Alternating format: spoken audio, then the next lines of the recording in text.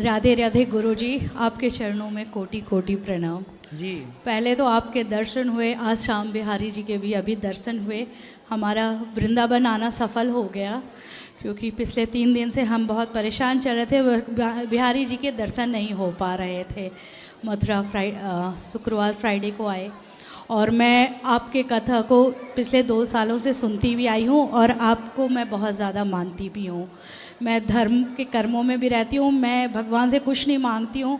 आज भी बिहारी जी से यही मांगा, मेरे हाथों कुछ गलत नहीं करवाना, कुछ हो सके तो करवा देना, अच्छा करवाना, गलत नहीं। जो हो सकता है वो करती हूँ। अच्छा यश नहीं मिलता तो मैंने अपने को अब समझा लिया है, जब कृष्ण जी को ही नहीं मिला तो हमें कहाँ मिलेगा। यश की कामना ही क्यों नहीं करती हूँ, लेकिन कई बार होता है पंडित जी, जब गुरु जी जब आप कुछ कर रहे होते हो तो लोग बातें बहुत करते हैं।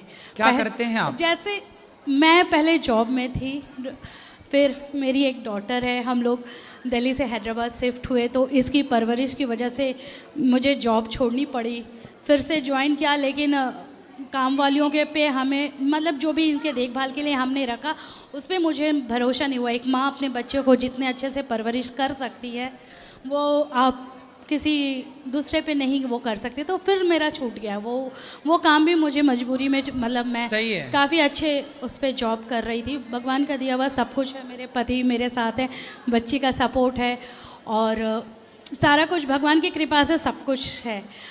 लेकिन यही लगता रहता है, जैसे अभी पीछे भी मैं आपसे थोड़ी सी प्रश्न करना चाह रही थी। पीछे 3 महीने पहले मेरे ससुर जी का स्वर्गवास हो गया, वो काफ़ी अच्छे थे बहुत। तो हम लोग जैसे पंडित जी, गुरु जी मुझे ये बताइए, जैसे तब हम बेंगलोर में थे, वैसे हम लोग बिहार से वैसे तो बिलोंग करते, बट हमारी पढ़ाई लिखाई दिल्ली में हुई और हमारे ससुर जी भोजपुरी मूवीज़ में बहुत बड़े उस पे रहे। अभी भी प्रश्न क्या है? मैं तो उनके जब कर्म, जैसे मेरे हस्बैंड ने मुख्य अग्नि वगैरह सब कुछ दिया, तो प्रश्न ये था पंडित जी कि जब आजकल पंडित जी लोगों में ना एक कॉरपोरेट सेवाएं टाइप की अपनी सेवाओं को कर रखा है, ठीक है। कोई पंडित जी कहते हैं ऐसे करो, कोई पंडित जी सेम चीज़ दूसरी तरीके से कराते हैं। उस समय मेरा मन बहुत विचलित था। तो क्या गलत तरीके से या सही नहीं, तरीके? जैसे गलत तरीके नहीं, अब कुछ पंडित बोलते हैं कि ऐसे होना चाहिए, मान लीजिए जैसे पिंडदान वगैरह हुआ, बरसी वगैरह पे हमारे में उस दिन हवन नहीं हो पाया, बाद में पंडित जी। देखो इसमें गलत कुछ भी नहीं होता। अलग अलग क्षेत्रों की अलग अलग परंपराएं हैं, विधि अलग अलग होती है। सही बात है, कार्य वही है, पर उसी काम को करने के तरीके अलग अलग। हाँ, वही चीज़ बाद में हमने यही समझा। लेकिन जब आप कर रहे होते अपने हाथों से तो घबराहट बहुत हो रही थी। तब हमने आपके सेवा में भी यहाँ पे भी संपर्क करा था गुरुजी कि हम संतों को भोजन करवाना चाह रहे थे जिस दिन ब्रह्म भोज था, लेकिन जो इनसे हमने सुविधा मांगी थी उस दिन मुझे मिल नहीं पाया था, क्योंकि मुझे ऐसा लग रहा था किसी गलत अकाउंट में पैसा ना चले जाए। मैं बेंगलोर से करी थी, तब आज हमने वो सेवा हमें करने का मौका प्रदान हुआ, तो हमने वो किया। और एक बात और है पंडित जी, जैसे गुरुजी आपकी जो भी मैं देखती हूँ, हर माँ ये बोलती है, बहुएं आती हैं एडजस्ट नहीं करती हैं, लेकिन मैं उन माताओं से भी यही रिक्वेस्ट करूँगी, वो भी अपना पूरा संसार छोड़ के आती है हर बचपन, हर चीज़, हर सपने, लेकिन उनको आज भी वो दर्जा, कई फैमिली हैं, परिवार है जिसमें नहीं मिल पाता है। पर बहू को आज भी वो चीज़ बहुत बाद में मिलता है, जिसकी वजह भी एक बहुत बड़ी वजह बनती जा रही है समाज में कि बहू में जो अभी आपने जैसा चर्चा किया ना, तलाक, ये वो कई सारी चैलेंज। अब हम लोगों को भी जो जब जॉब में रहते हैं तो चैलेंज हो जाता है, छोड़ के आना पड़ता है अपने पर। तो इसमें मतलब मैं यही कैसे समझाऊं कि उनको भी वो दर्जा मिले थोड़ा, कि किसको? जैसे जो भी लोग शिकायत इस बात की करते हैं कि तो बहुओं को भी थोड़ी सी दें आप दर्जा, अपने घर में बेटियां हैं। हमारे यहाँ देखो ऐसा, मैं कथा में ना दोनों पक्ष बोलता हूँ। नहीं, आप वही सास भी गलत होती हैं बहुत सारी, बुढ़ापे में उनको इतना परेशान करती हैं बहुओं को। कुछ सास तो हाँ जी, बूढ़ी सास हैं, यहाँ चाबी घुसाए रहती हैं। हाँ, कमर में। कई सारे घर टूटने का बिल्कुल आज ये भी कारण ऐसा बंद चला है। नहीं जा रहा है, हाँ, पर चाह भी नहीं छूट रही है। हाँ, वही वो भी एक है। तो मैं आपके चैनल के द्वारा ये भी प्रार्थना करूंगी कि लड़कियां जब घर छोड़ के आती हैं तो आप उनको भी थोड़ी सी वो सास की भी गलती होती है। सास भी ना जरा बहू से कोई काम बिगड़ा ताने, अरे तेरी माँ ने यही सिखाया है। फिर बहू सोचती रुक जा बुढ़िया बदला लूंगी, जब देखो तब माँ बाप पे जाती है। इसलिए सासों को भी सब्र रखना चाहिए। बहू गलती करे तो जैसे बेटी गलती करती है तो पकड़ पकड़ के माँ सिखाती है।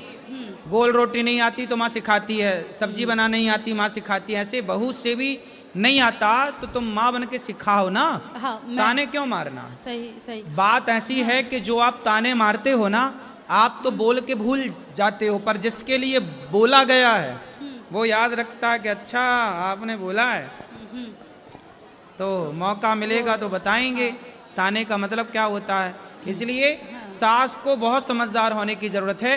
बहुओं की गलती कम है। हाँ, दोनों को। बहुओं की गलती इसलिए कम है क्योंकि बहू बेटी है, और बेटी है मतलब बच्ची है, मतलब छोटी है। वो 100 गलती करे तो तुम उसे समझाओ, जबकि अभी सास तो मैच्योर हो चुकी है, समझदार हो चुकी है, पक चुकी है गृहस्थी में रह के, तो उसे ज़्यादा ज्ञान है, ज़्यादा अनुभव है। लेकिन सास लोग ना बस बोलना जानती हैं। वही वो भी एक बहुत बड़ा कारण बनता जा रहा है। मतलब लोग क्योंकि वो उनको समझ नहीं पाते हैं, बहुओं को भी लगता है। और इसलिए मेरा एक समाधान इसमें ये है कि सास को ना समझाना भी कठिन है, क्योंकि बुढ़ापा एक 60 साल के बाद ना आदमी सठिया सा जाता है।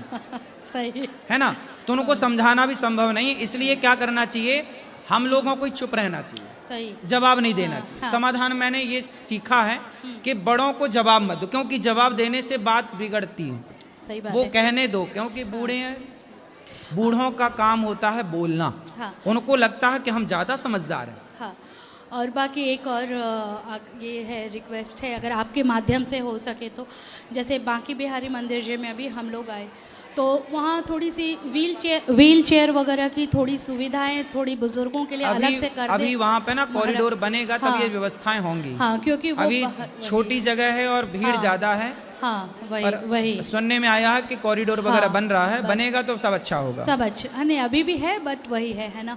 और बाकी आप लोग बहुत अच्छा काम करें गुरुजी, हमारी सबकी आपको उम्र लग जाए। खुश रहिए। और बहुत अच्छा। नमस्कार।